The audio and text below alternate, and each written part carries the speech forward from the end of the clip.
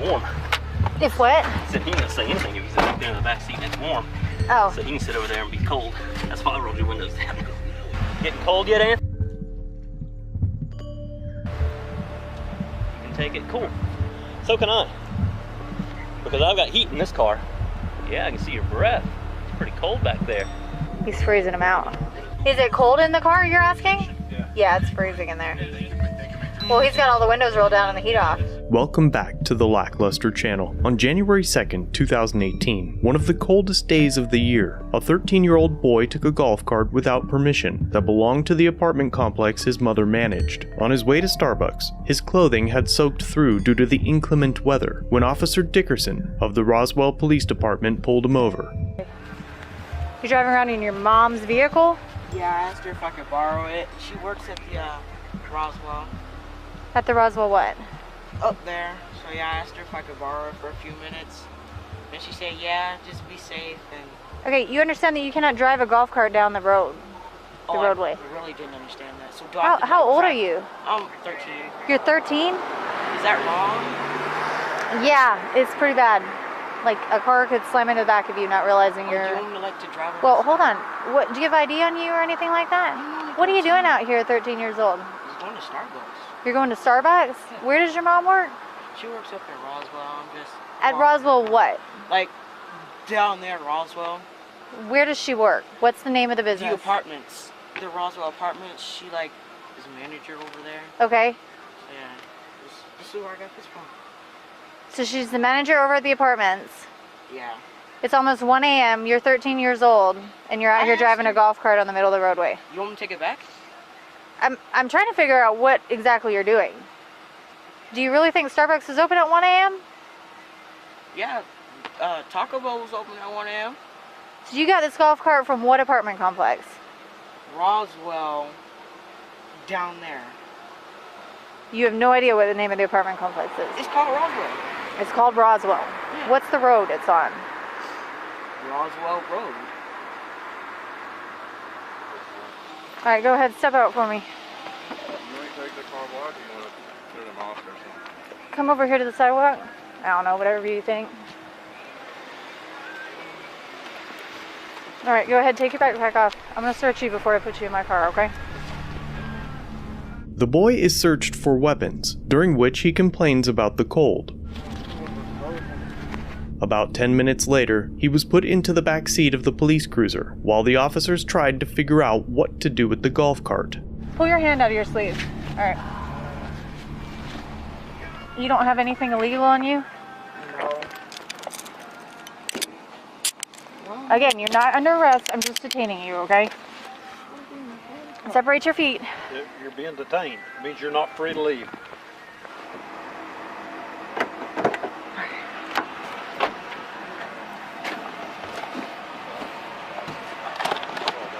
You in okay? It's not going to be super comfortable, okay? Alright, so How did you actually own this thing? I don't think he's got dirt all over his knees like he's been crawling. He's in all black. I don't think he has. He can't tell me his mom's address, his mom's phone number. He's got a multi-tool in his pocket. What are you talking about? This thing, I don't know. What is this thing? It's a pair of scissors and a little ring. Okay, well, Back until y'all figure out somebody to get it or impound. I don't know, whatever you want to do with it, but at least that way it'll be. I can watch it until 5. I mean, probably can't leave it there after that because. I'm not totally convinced that mom let him take this and mom owns I this think thing. he totally stole it. Yeah, I think he did too. Partially, but I don't know. Alright, so now what? We take him up to see if he's telling the truth at mom's? The officer then drives the cruiser into the parking lot prior to buckling him in. We're trying to figure out what's going on right now, okay? I'm gonna seatbelt you in. After about 15 minutes of being in cuffs, the boy alerts the officer that he is losing feeling to his extremities because of how tight the cuffs are. I can't hear you. What now? I can't feel my wrist. You can't feel your wrist? Is it super tight? Have you been back here moving around? Let me see. Oh. Okay. So turn your back towards me for a minute, okay? There you go. I'm gonna try and loosen them. Give me just a second. The officer tries to identify the boy and locate his mother, but he claims that his mother doesn't have a way to be contacted. My mother's not here. Your mother's not here? Where is she? She's on a date. She's on a date. So you took the golf cart without her permission? Yes. Huh? Yes. Yes? Is it really her golf cart? This is the company's golf cart. But she let me use it sometimes. Okay. So where were you really going? I was driving around. You were just gonna drive around? The boy's story doesn't seem to add up, so the officers continue to try to figure out who the golf cart belongs to and where his mother is.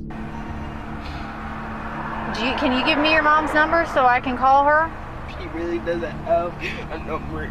Okay, is there anybody that I can reach that's a legal guardian of you? With the mismatched stories, vague information, and inability to locate his mother, the officers consider bringing him to the juvenile detention facility. Okay, so now he's saying that mom's on a date, mom's not home, mom left him home by himself. He took the golf cart, mom still works at Rosemont, but he took the golf cart because she lets him use it sometimes. Okay. So I'm gonna try and call dispatch and see if they have a key holder and find out if it's actually her, and Well, I mean, we might have to wait. Key holder will have maybe we can contact go info. up there and see if she's home. I mean, he said he doesn't know the guy she's with.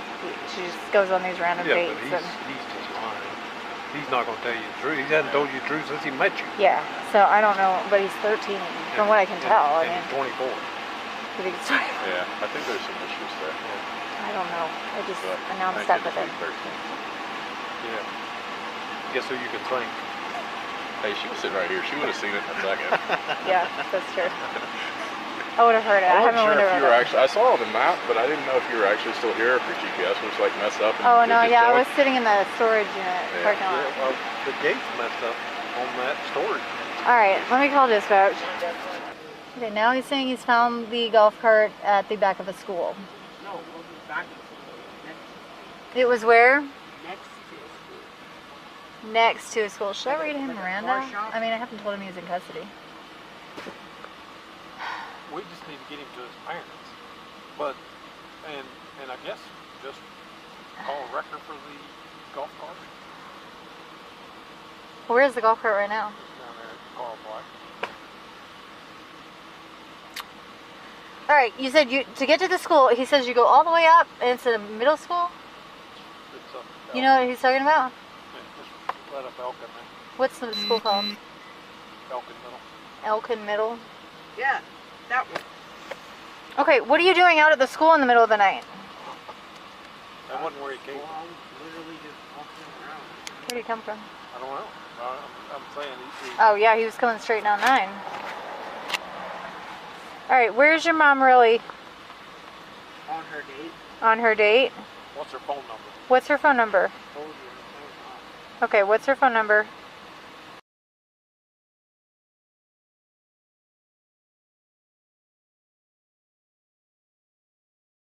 All right, just understand this, that I can't just take you to your apartment and drop you off. That's not how this works. I have to release you to a legal guardian. So you're with me until we figure this out. So what time is your mom supposed to be home from a date? like 3 or 4 in the morning? So if I went to your apartment right now and knocked on the door, nobody would answer? Except it would be open. I'm sorry? Except it would probably be open. Why would it probably be open? Because I locked my door or sometimes I forget. I cannot take the handcuffs off of you, no. Because every 10 minutes you tell me a different story, and I don't know what's going on right now. Are you who you say you are? You have no identification on you. Are you really 13 years old? Yes. Okay. If you do the math. Well, I mean, you could be giving me any kind of birth date. Your mom's not answering her phone, but it's ringing. So either you gave me an incorrect number or her phone's on. Hey, I'm sorry to bother you. It's Dickerson. You're the courtesy officer for Rosemont, correct?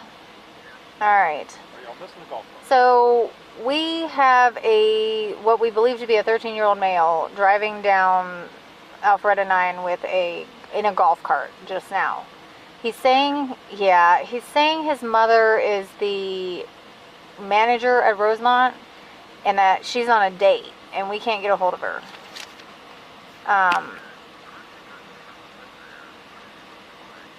Okay, so her name is Christy. He said to check the shed by the 1300 building, and if there's no golf cart in there, that's where the golf cart came from. Also, he's never heard of Mom's name. So, now what? Should take go him to YDZ? Just take him to YDC? Yep, that's looking like our only choice, is to take you downtown to Atlanta. The juvenile detention center? Because if I can't reach Mom, I've got nowhere else to take you. I can't just drop you back off at the apartment. Eventually, the supervisor, Sergeant Elsie, arrives on scene and begins to question the boy. At about 45 minutes into the incident, Sergeant Elsie rolls down the windows to the cruiser and locks the boy inside, handcuffed, to think for a few minutes, inviting Officer Dickerson into his warm cruiser. Here's what I'm going to come back and ask you for. Your mother's name, your mother's phone number, and the address where you live. You understand that? Please on it. Sorry. Yeah. I'm just going to move out of the way. Facilitate a little. You think for a few minutes about where you live, and I'll be back with you in a minute.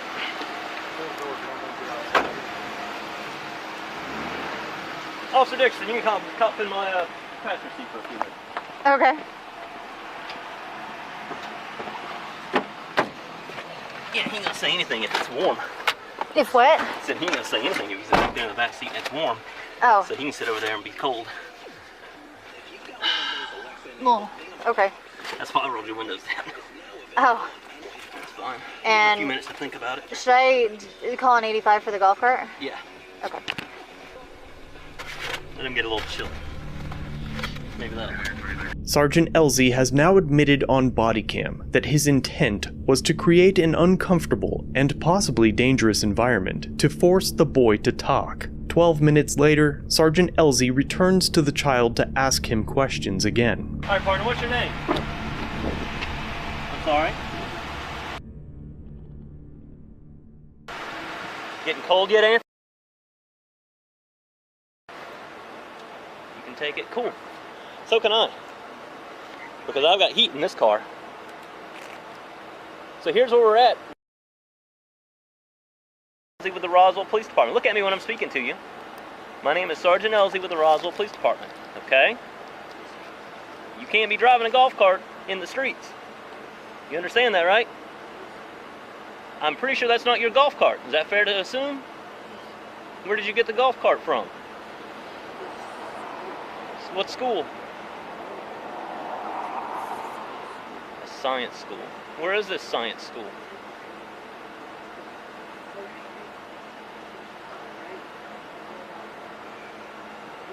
Yeah, I can see your breath. It's pretty cold back there. Keep telling me. Speaking of, what's Mom's name? You don't know Mom's phone number. All right, well, I'll tell you what. I'm gonna drive to this address you gave me. You live in Alpha. To this address, you're gonna hang tight right here, since you can't remember Mom's phone number. And if I can make contact with Mom, then we'll get some heat going. After, quote, freezing him out for nearly 20 minutes, the child complains about the tightness of the cuffs once again, nearly an hour after they were put on him. He's freezing him out. It's cold out there. It's chilly, chilly. 3 signal 18 for wrong way driver. Aw, man. Is it cold in the car, you're asking? Yeah. Yeah, it's freezing in there. Well, he's got all the windows rolled down and the heat off. Yeah. It's like on the border. Alright, so what's the verdict? They're going to step on. Oh, okay. I checked on his cuffs once. They seem Pop out. loose enough. Pop out. I understand that, but I gotta check over the other. This one. The right one? Yeah. I'm gonna loosen it a tiny bit. It's not too tight. Understand that, right? So I'm gonna loosen it just a smidgen. Throughout the call, the officers also mute or turn off their body cams to have unrecorded conversations. Huh? Stay over here. Are they having some super secret?